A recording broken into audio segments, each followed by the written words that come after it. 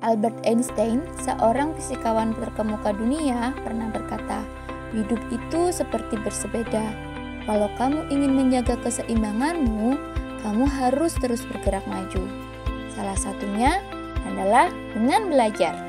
Bismillahirrahmanirrahim. Assalamualaikum warahmatullahi wabarakatuh. Perkenalkan, saya Yuli Astuti dari SMP IT Ibnu Mas'ud. Izinkanlah saya menyampaikan motivasi dan merdeka belajar sebagai syarat dari lembar aksi 1, semangat guru 2. Adapun tujuan dari video ini adalah untuk menjawab 1. Apa hal baru yang dipelajari tentang motivasi dan merdeka belajar? 2. Bagaimana lembar aksi 1 membantu untuk melatih motivasi? Yang ketiga, apa tips untuk para pengajar dalam mengelola motivasi dan menerapkan merdeka belajar? Pertama, motivasi. Apa itu motivasi? Motivasi merupakan dorongan dari dalam untuk mengerjakan serangkaian aktivitas dalam mencapai suatu tujuan. Nah, motivasi ini dapat dibedakan menjadi dua, yakni konten dan proses. Konten menjelaskan motivasi sebagai jenis-jenis kebutuhan manusia. Sedangkan proses, motivasi dipandang sebagai pola perilaku yang menghasilkan tindakan dalam mencapai suatu tujuan. Yang kedua, merdeka belajar. Menurut Nadiem Makarim, merdeka belajar merupakan suatu konsep pengembangan pendidikan di mana seluruh pemangku kepentingan diharapkan menjadi agen perubahan atau agent of change. Para pemangku kepentingan tersebut meliputi keluarga, guru, institusi pendidikan, dunia industri, dan masyarakat. Indikator keberhasilannya pertama adalah partisipasi secara aktif dan merata dari peserta didik, pembelajarannya efektif, serta tidak adanya ketertinggalan anak didik. Untuk menjawab pertanyaan nomor 2, bagaimana lembar aksi 1 membantu saya untuk melatih motivasi?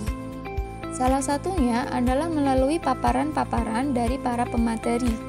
Paparan-paparan dari para pemateri menambah perspektif saya, ilmu, serta pengalaman baru saya tentang motivasi dan merdeka belajar.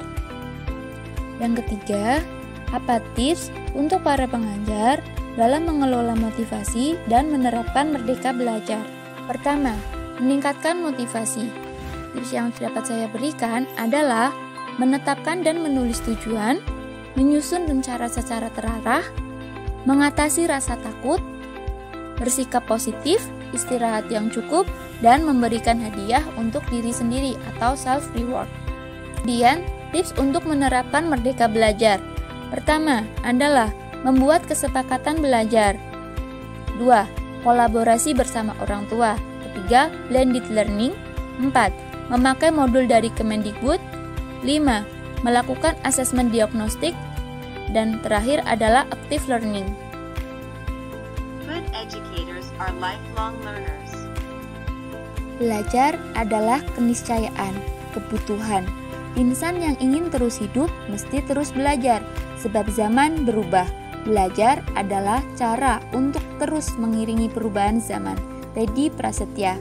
Jadi, ayo Bapak dan Ibu guru sekalian dimanapun berada, monggo kita sama-sama semangat untuk terus belajar, semangat untuk terus mempelajari teknologi dan kebutuhan dari para peserta didik kita.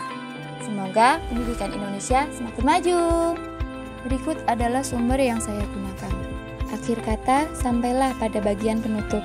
Sebagaimana tidak ada gading yang tidak retak, apa yang saya sampaikan tadi juga pasti tidak luput dari kekurangan dan kesalahan. Saya meminta maaf dan kepada Allah saya memohon ampun. Semoga apa yang disampaikan tadi dapat bermanfaat bagi kita semua.